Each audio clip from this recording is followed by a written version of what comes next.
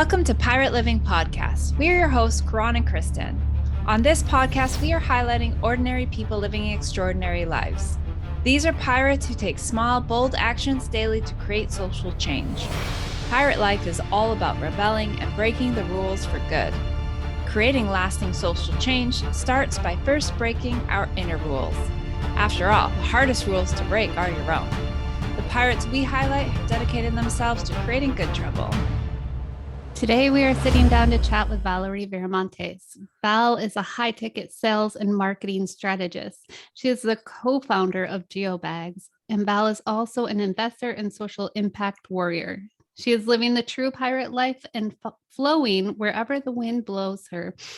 In other words, she's following her own compass and living the nomad life. And we're excited to be chatting with you today. Thank you, ladies, for having me. I'm a little nervous, but excited. So. Yeah. Like, what are they going to ask me? Same. Don't know. No, kidding. We're going to hit all those hard-hitting, controversial topics. Perfect. And starting with the first one, which is, we'd love for you to take us on a journey of your story. What led you on your path? So tell us about your pirate journey and brought you to where you are today. Oh, well, I'm like, how far back do I want to go? We'll start to my adult life. that makes for some good, juicy content. Let's see. I've definitely been a woman who walks to the beat of her own drum.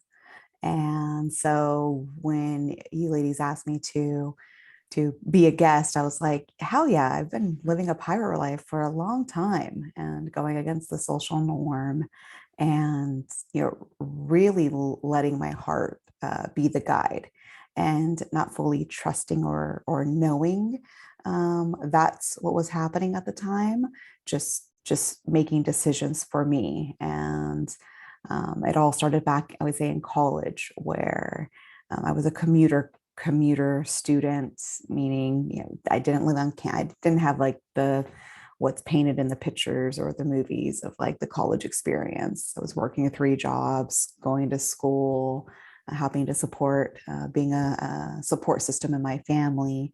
So, I felt like I was 40 at 20.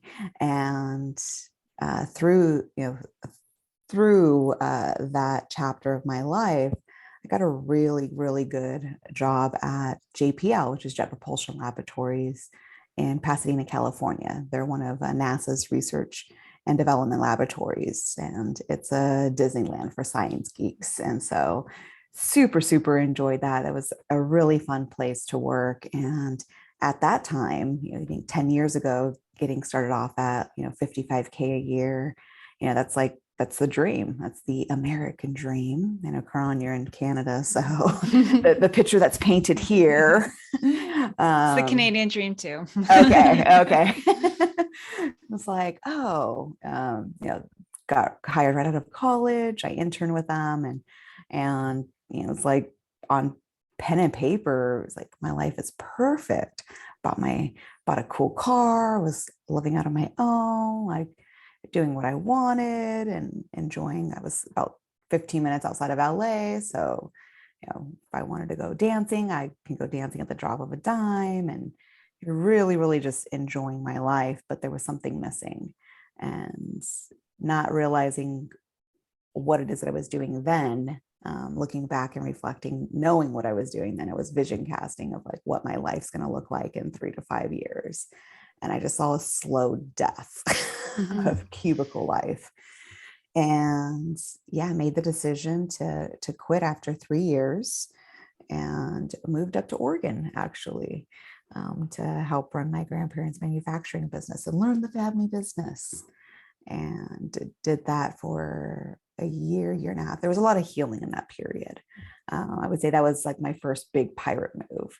Was packed at my house and moved it up there, and moved in with my brother, who was working with them at the time as well. And immediately before the dust settled on the boxes, like, what did I do? I just left beautiful California, like, like to live this country life. Like, wait a minute, I'm 26 or 27, 26. And it's like, what did I just do? I'm single. This is a lumber and retirement town. I mean, you're lucky if they have all their teeth and can form a complete sentence. And so it was really confronting in the beginning, but also reflective in terms of I got to be with myself for the first time and still not really knowing what that was. But I gave myself the space that I needed, still not fully understanding what it is I was doing for myself, just following the sales, like following the winds. Like, I always wanted to do this. I'm going to check this off my list. And I did it, and it was almost like a prison sentence. Granted, beautiful experience. It literally was the pivotal moment that got me to where I am today, because it was that first risk, like that really big jump that I took. And I recently just created a new affirmation with my coach that risk is a gift. And looking back, I was like, wow, I've given myself so many gifts of life, and being able to just literally walk to the beat of my own drum, or what was calling my soul, and tuning that in, and whether it was the right moment or like it was the medicine for that time in my life.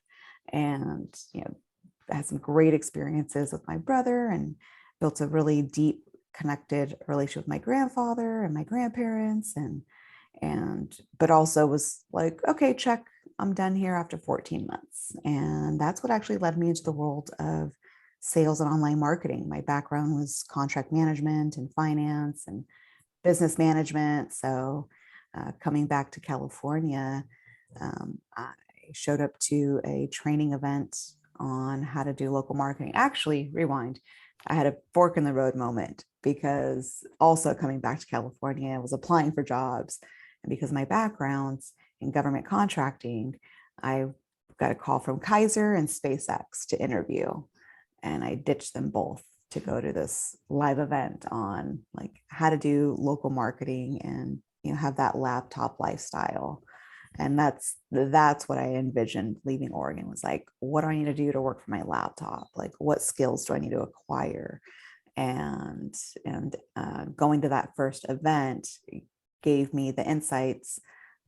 Scratching gave me a taste, no insights, because I barely had a working computer, and learning about SEO and geo-targeting and local marketing, how that worked. I had 8 proposals out by the end of the 2-day event.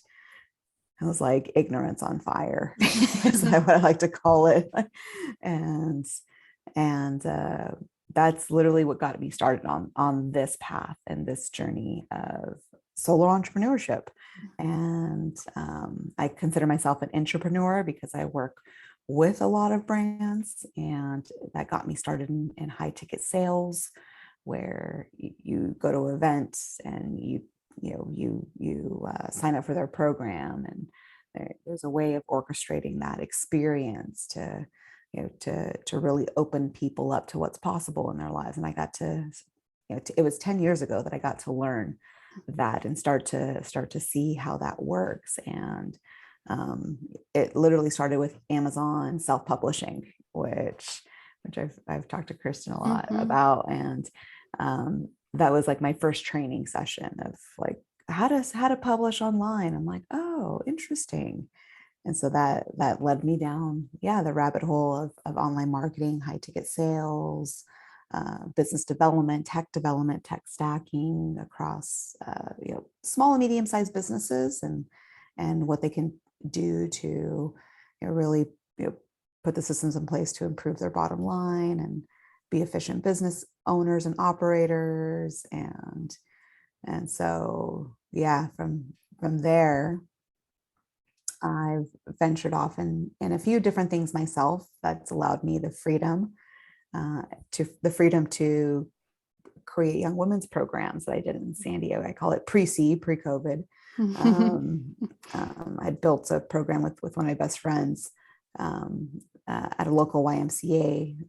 Starting out, that one was called the Y Strong Girls. We started out with 8 girls, and by January of 2020, we had 55 enrolled.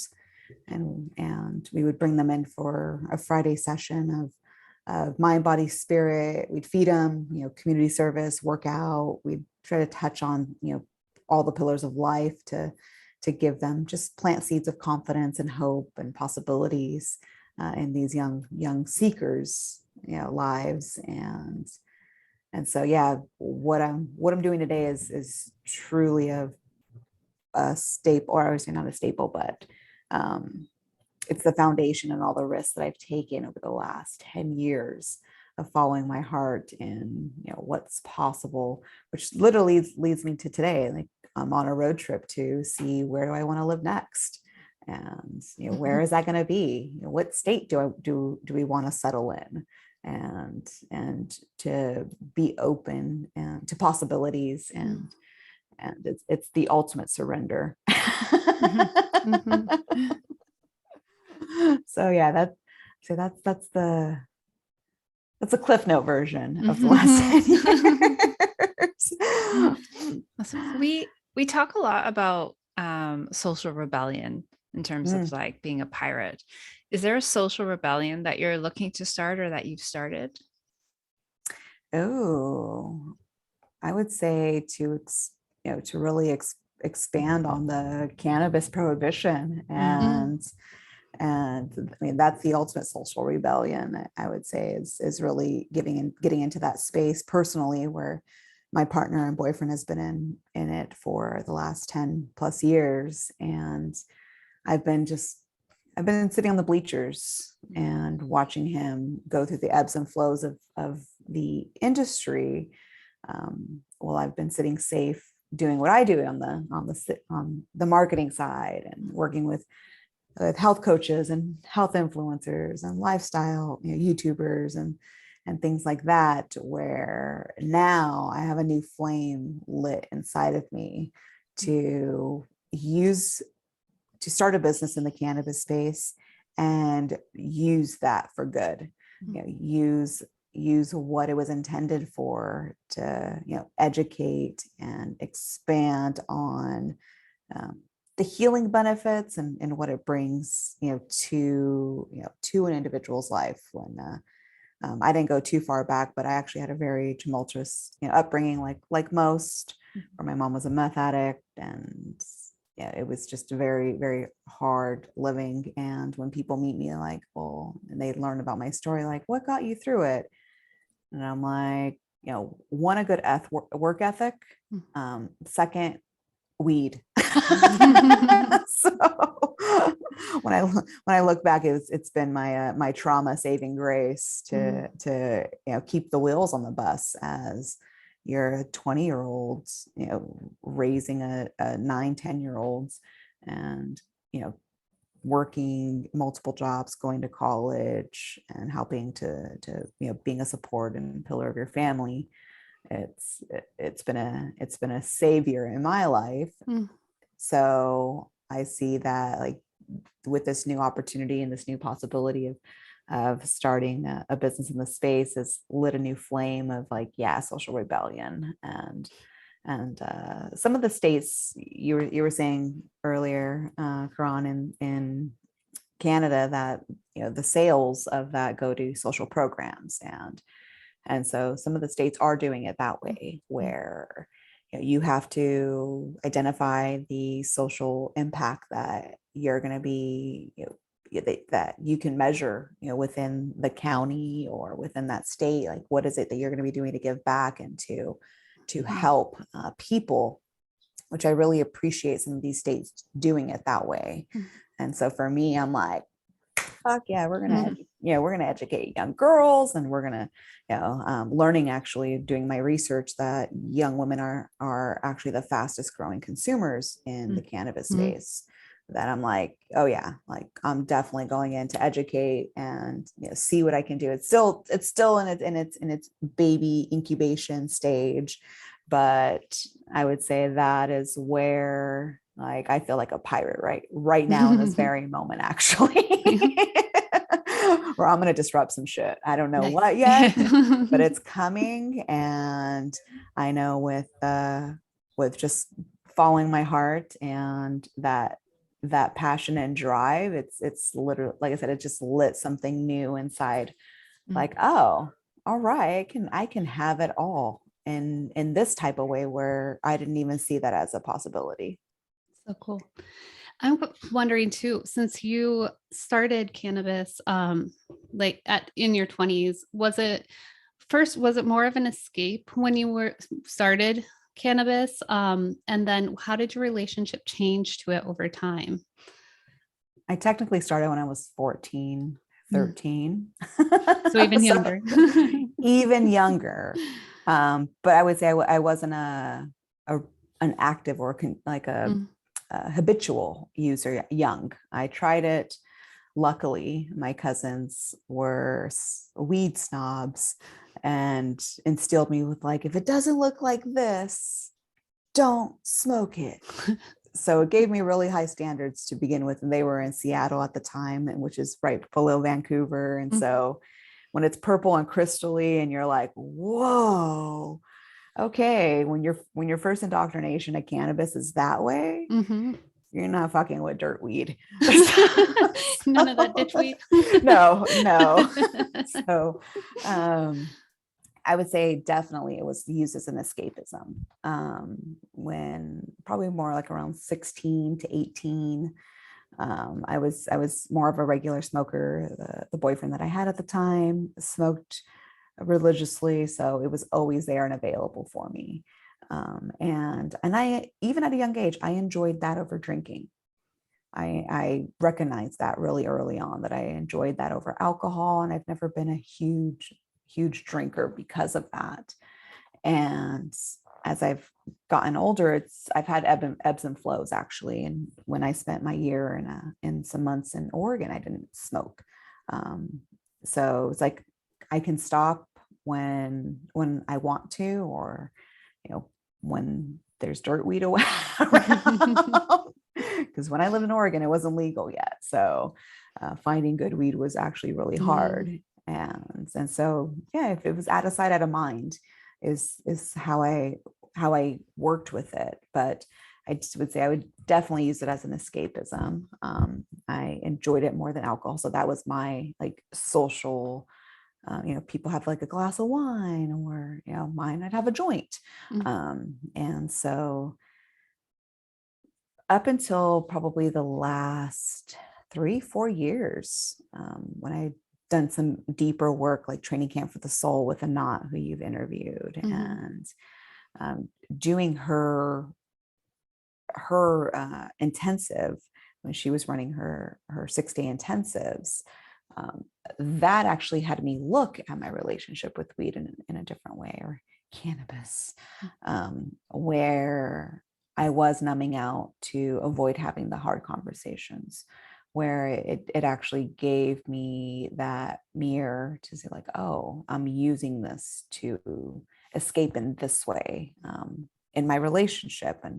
And so, oh, I'm letting these things bypass, or just pass through, or not addressing them because weed will take it away, or it's not that big of a deal. And so over the last 2-3 years now, I'd say my relationship has shifted with it to where more out of sight, out of mind. It's not something I seek out. If it's there, granted, my boyfriend's been in the space. A lot of our friends are like, it's, especially coming back to California, it's just always there.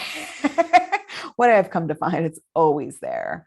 And I get to choose if I want to partake or not, like how I want to partake, and how I want to connect with people. If I'm looking, if I want to be present and to fully be in somebody and connect with somebody, I'm not going to smoke because I'll just lose my train of thought. And so now I would say I use it more intentionally and enjoy it more, versus the escapism aspect of it, and doing the inner work of, doing the inner work the last few years, or deeper work, Mhm. has given me that reflection or that insight to why I'm using it. And, is this supporting me right now, or is this hindering anything that I have on my heart that I need to share or bring up? So, yeah. And also, but I enjoy the creativity of it as well. Like, I'm not a creative naturally. I'm very analytical, and so, but I do love to write, and I do love I love to dance, and we just our cannabis lets me. My boyfriend heard me kept saying weed. He'd be like, "Stop saying that, cannabis." Sorry, Aiden. Yes. It's more, I can tap into that creativity and that flow where a lot of people, that is where a lot of people use it, is to access that creativity in their lives and loosen up, so to speak, how they would use a glass of wine or alcohol beverage. So, so yeah. In terms of the work that you did with young girls, and you mentioned like doing that in the future as well. What is it about that demographic that that you want to kind of impart? Like, what is your why? Well, then now we go back to when I was a teenager. Growing up, my mom wasn't around she'd pop in, but she had her own demons that she was fighting, and she was on her own path. So I would say growing up, I learned a lot of things the hard way. And I'm very lucky, especially like that 13 to 15 range. I'm very lucky that I don't have 4 kids and 5 baby daddies, like because of the area that I grew up in. It was so prominent with teen pregnancy that, well, actually just from junior high to high school, that's like 13 to 14 or 14 to 15, around that age. All my friends got pregnant. So I went to high school by myself, pretty much. Like, everyone got pregnant, and I just saw the course of their lives and where they were, where that took them down. And, it was a lot of it just due to lack of education, a single parent home. And watching that growing up and seeing what young girls struggle with. And granted, it's even different today with social media, where luckily we didn't have social media back then. Thank God we didn't have social media back then. But that was really, I would say, where the seed was planted. And then my brother and his girlfriend at the time, they got pregnant when they were 15, 16. And so just like the area that I was in, called Pomona, California, like, my brother and I are 3.5 years apart. So by the time he was a junior or a freshman in high school, I technically would have been a senior. They had put a pregnancy program in the district because teen pregnancy was that rampant. And they wanted girls to complete their education and get their GED or their high school diploma. So they literally dedicated a building in every single high school in that district for young parents, to finish their education. And so that was another seed that was planted to me. And when I look back on my life, there were a lot of, I would say, like, I always call them like fairy godmothers, and amazing women that just sprinkled dust on me, of guidance. And granted, I was also always seeking it. I was always seeking a better way, but there was somebody there to guide me. And by the grace of God, by the grace of universe, whatever you believe in, like, there was always somebody there to support me, whether it was just words of wisdom or encouragement, or taking me to Six Flags Magic Mountain, having these experiences that I wouldn't have had otherwise because of how mine and my family lived. And so growing up that way and having a community, like literally a tribe, pour into me, and help shape me as the woman I am today, it gave me that inspiration, or as I continue to plant seeds of inspiration. And when I got into the space of online marketing, actually that very first event that I went to for like, hey, would you want to come sell and do high ticket sales for us? Come check out this event they were having in LA called the Number One Book System. I sat through it as a participant and played fully. And I had a bunch of outlines for books for girls.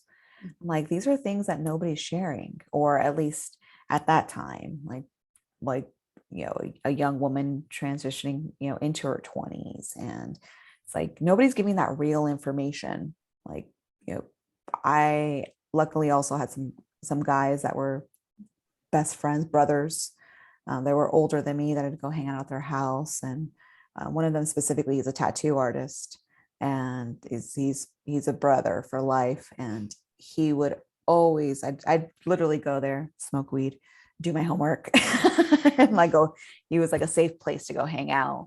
And he was the one that would give me like the ins and outs of guys, or I would hear his conversations with his clients, because he worked out of his home, of them talking about girls and how just the dynamics, and they weren't pretty. It was not nice. It was like, like, he would call me mamas, like, you watch it, mamas, like, you be careful, one in four girls, like 1 in 4 have herpes, so if you're out there fucking around, you're gonna get hurt, like little things like that. And you're like, wait, what?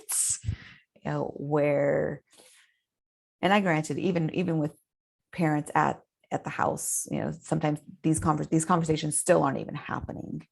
And so it really just lit a fire under me, like I would say through each chapter and stage of my life, that, man, like, we have the Kardashians to look up to. Like, that's what just came out. And it's like, we have these things that are, shaping the views of women. And no, that's not reality.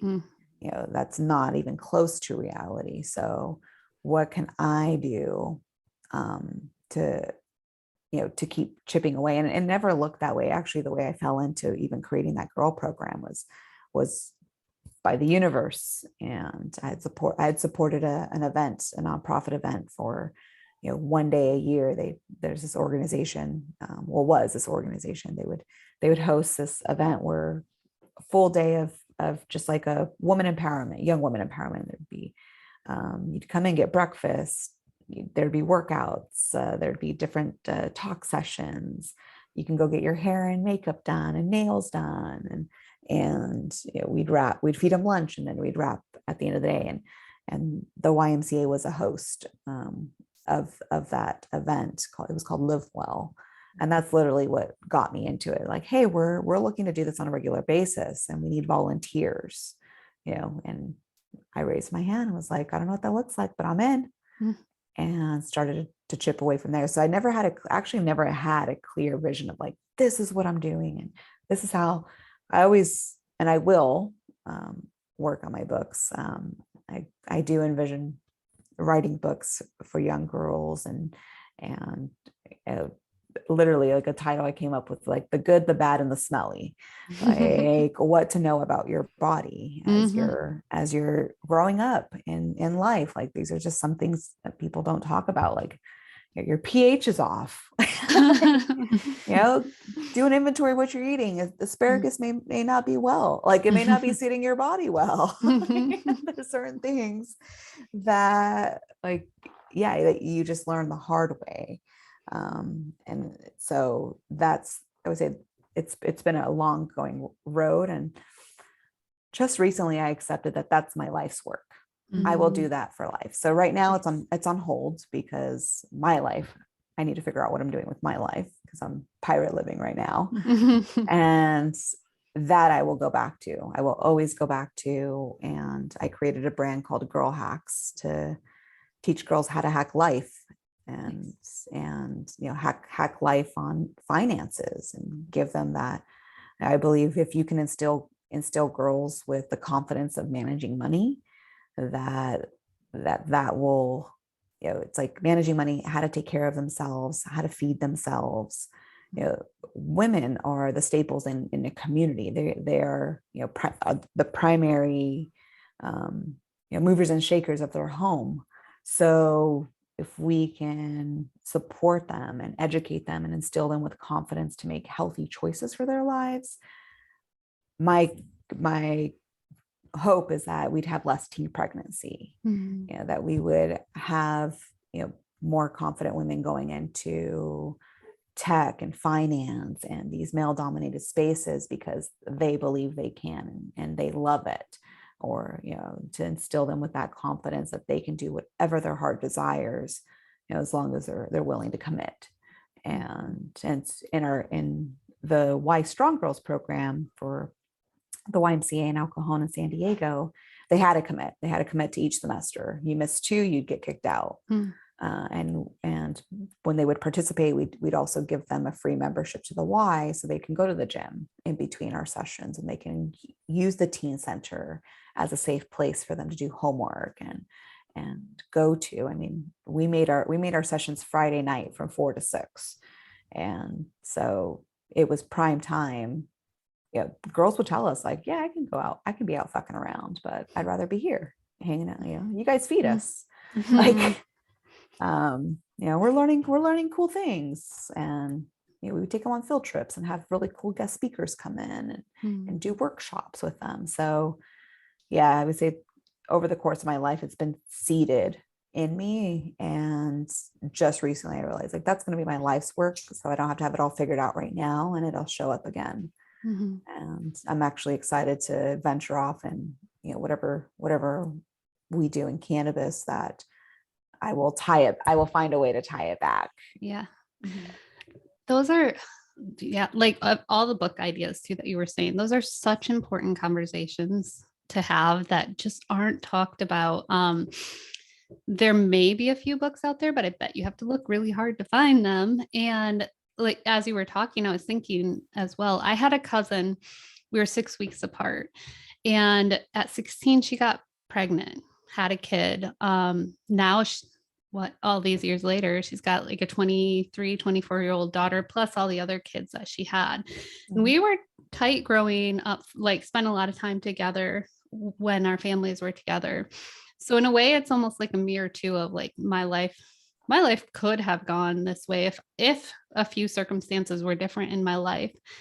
And I also grew up in a very conservative Christian home where we did not talk about anything. Like everything body related was handed to me in a book, but it was Christian type book. So it's teaching me puberty, and it's teaching me about sex through the lens of like somebody who didn't, isn't going to share more than they need to, more than they think is appropriate. So even like pH levels are off. Like these are things that teenagers aren't taught. They're just told you stink, go take a shower. Why do I stink? What can I do about it? Your body's going to change. Your body is changing. Yeah. Yeah. And sex and dating. And I mean, it's a whole nother ball game now. I mean, what it is today with social media and TikTok and Snapchat, and it's like the things that have been accelerated due to technology, and what they have access to, porn on demand, like it shifts their reality and that expectation of dating and sex. And it's like, an older girlfriend had told me, like, if you're reading Cosmo and you're getting your advice from Cosmo, you're losing in life, like you're failing. And that's where they're getting their information from. It's the Cosmos, the Kardashians, like what is put on mainstream media, and it's not reality. It's positioned as reality TV, but in reality, it's not reality. To the 99.9% of people, and how they're living their lives and growing up. And so to be able to just educate them, and whether they're even open to receiving it or not, or hearing it in that way. One of a friend of mine who I would consult with. She ran a therapy practice in Florida, and she had shared with me stats, and I don't remember the exact ones offhand, but they were substantial. That she worked with it was like freshman year, like she had like 100 girls, and yeah, they showed them everything, like on sex wise, like flashcards, porn, like they showed them everything, like, no myth unturned or no rock unturned, like they just went through it all.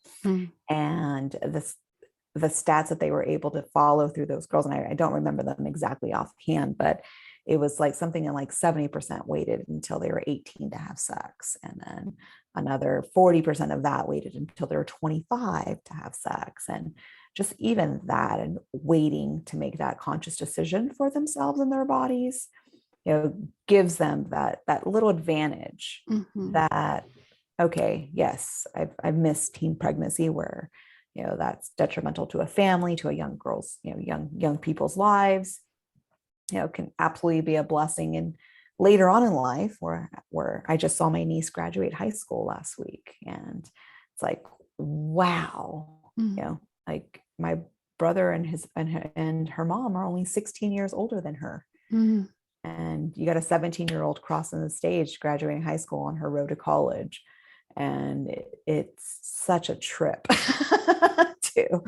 to see that. And where their viewpoint of adults is at that time. And it was funny, she's calling my brother old, and I'm like, yeah, a whole 16 years older than you. Yeah. Olds. You're just right around the corner. Yeah, but to be able to have the real conversations with them. And that's one thing I can say about my mom. She did give me real conversations, and I did appreciate that.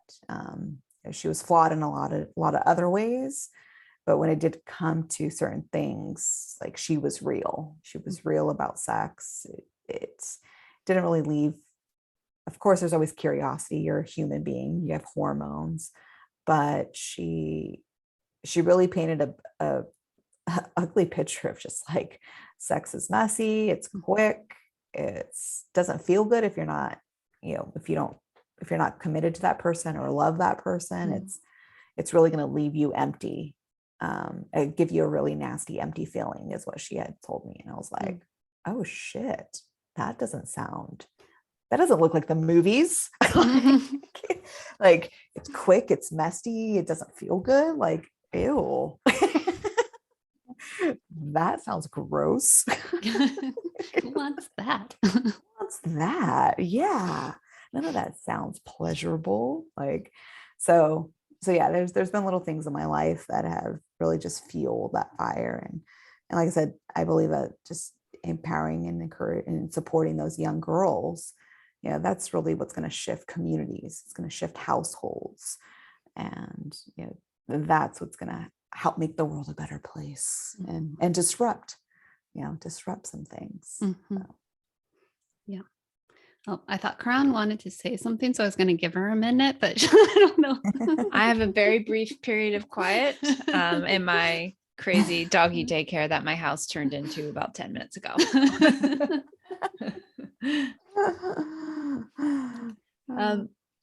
So we talk a lot about good trouble as well.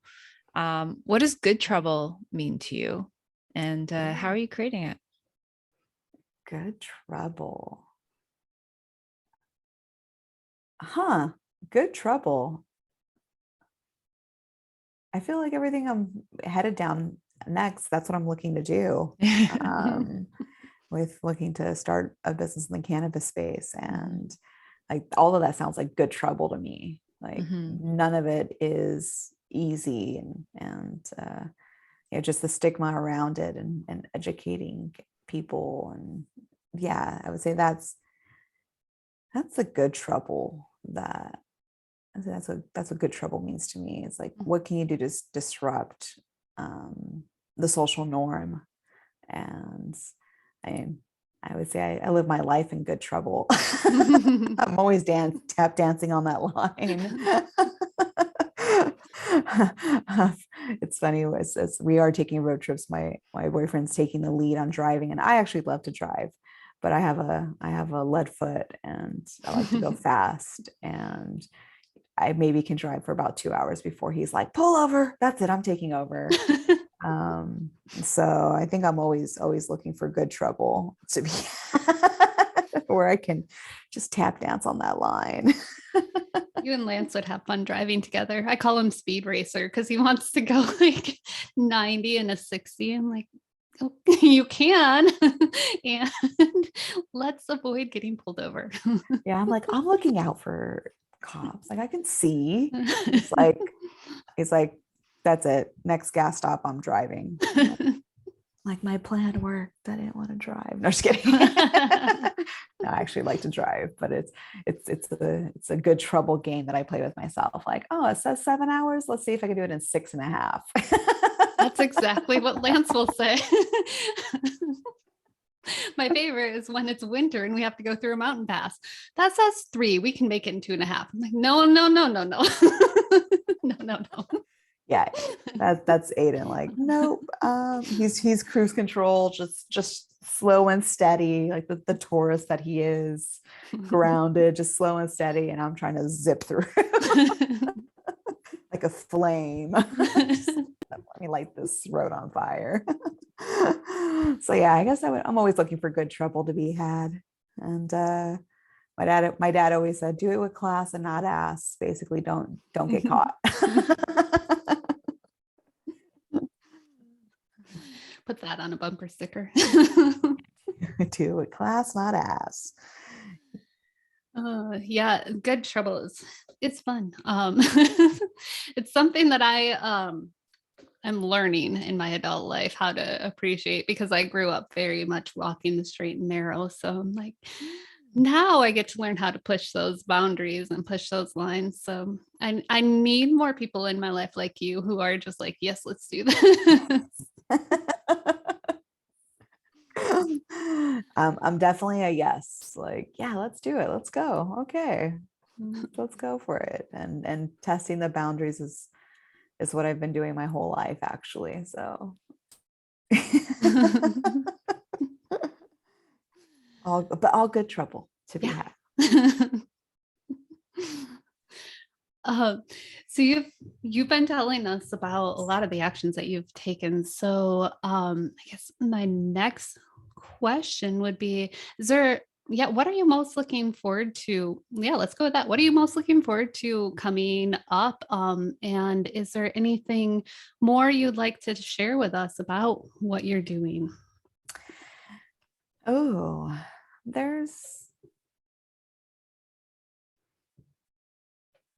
a dance right now between excitement and panic, because my core wants to have a home and wants to be grounded and settled and know where my things are at.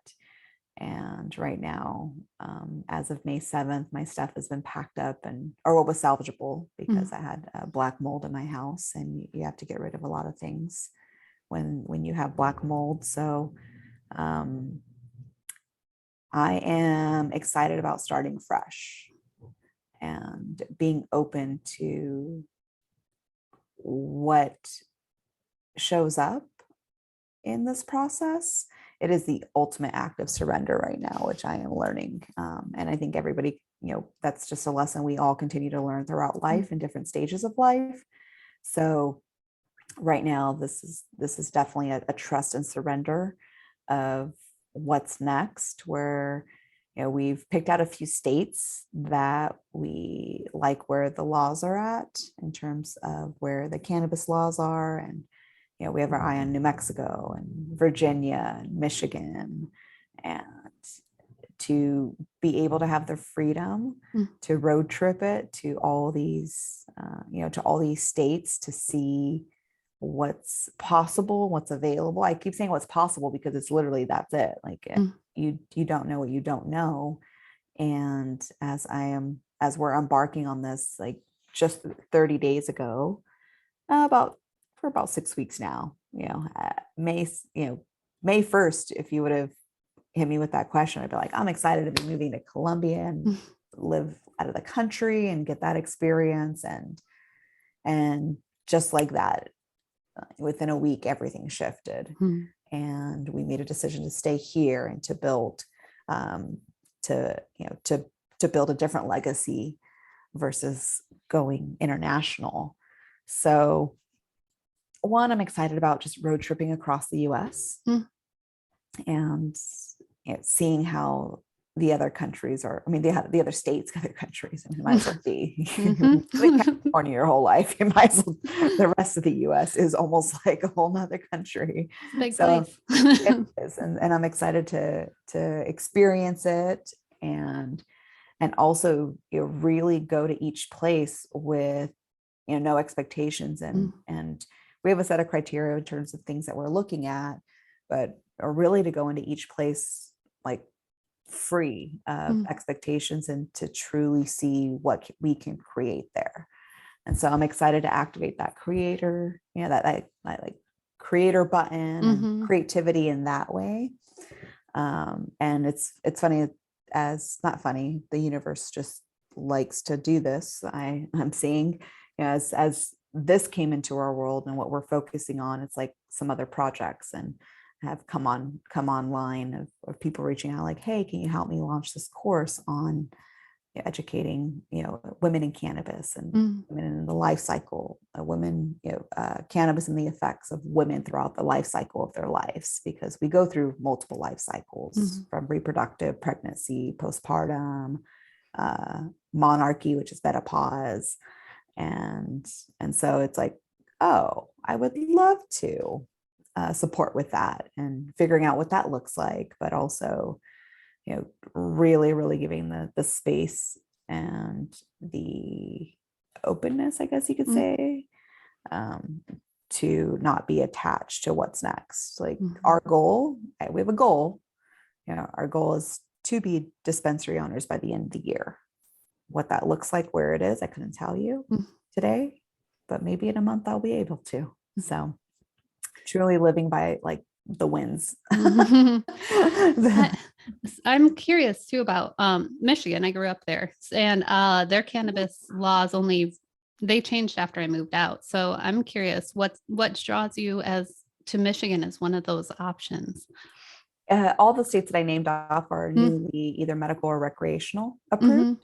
Okay. And so basically that means, markets open to go and get established there. Or actually there's some people in Michigan that are selling dispensaries already or selling licenses and things like that. So every state is different. Every state has its own rules. Like Virginia, for example, they just opened up medical and they're figuring out what recreational is going to look like. And their goal is to have it rolled out by 2024. So it's like, okay, Virginia is not our number one, but that would be a place that we would expand to. So luckily with the enlifted crew and the pirates all out there, Virginia pulls to me like, yes, there'd be cool community to go out to Virginia with. So yeah, in terms of Michigan, like it's more about where the laws are and that are driving our decision in terms of where to explore next. And that is so weird because every state is different. So my contract background and reading legal documents come in handy then, because I can sit and just veg and read it all and figure out like, okay, yes, no, which I do actually really enjoy. So yeah, that's where we've narrowed it down to. And I'm really excited to just explore with an end goal that's our vision, by the end of the year, have something up, whether we've acquired or started from the ground up, but that has me lit up. No point intended. I didn't even think about that. Well, I highly recommend checking out the Great Lakes, whichever one you're closest to. I grew up on Lake Michigan, but highly recommend checking those out when you're in Michigan. Yeah. And that's a little bonus too. I've actually never explored the rest of the US. I've been to some places, so to drive through has been on my life list. I call it a life list. That's been on my life list for some time. And now we get to do it. And so one thing that we made a commitment to is to have fun in the process and not make it all about work. And so it's like, if we see a stop, to stop. If we see, a viewpoint, to take, take the 10 minutes to go and check out the viewpoint, and make it fun along the way. So yeah, I'm excited for that. That has me really, really excited to just give myself that space to see what's next, and what's going to open up for us. So where can our listeners go to find out more about you and kind of keep track of what does happen next for you? It's a great question, because I actually don't share very much. So I've been actually sitting with that, like, do we start sharing now? Like, where our journey's at? Best place is Instagram. You can find me at Valerie Viramontes with a few S's at the end.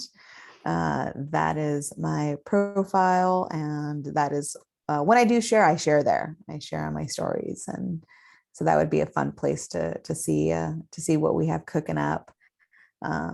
Thinking about doing a YouTube channel, but haven't quite pulled the trigger on that quite yet. We'll see our next stop, what we decide to share and do. But yeah, that's where you can find me. And yeah, then our last question for you is, how would you recommend our listeners start their own pirate life? Like, what steps could they take, or what do you recommend? I would recommend to first listen to the heart. What does the heart really want? And listen to it. And your heart, the heart and the brain aren't the same. So what your brain is thinking and what your brain is trying to keep you safe and logically, your heart has a different feeling. So follow that and trust it, because it's never steering you wrong. Life will always work out. Everything always comes full circle.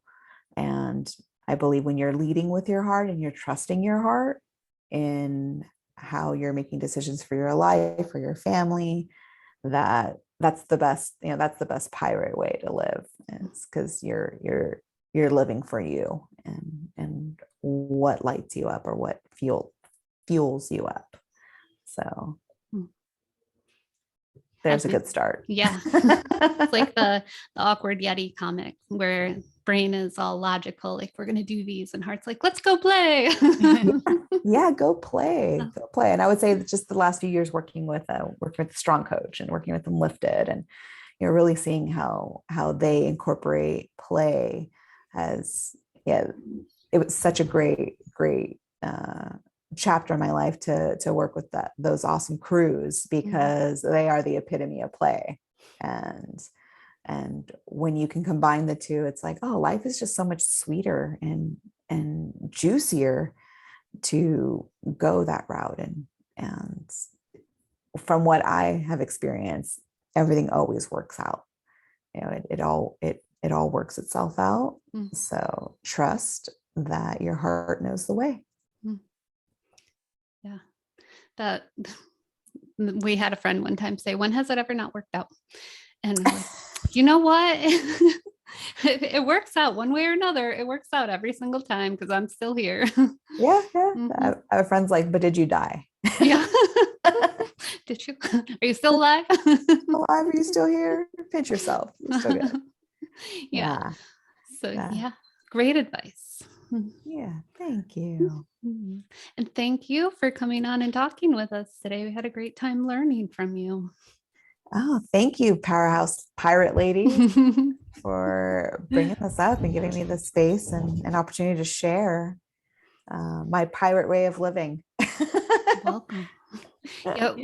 When we were starting the idea of the podcast, we were writing out names of like, who would we want to have on here? And your name was on that list. So we now get to highlight that you were on. Check mark. Check. We'll have to do it again and see where I'm at next year.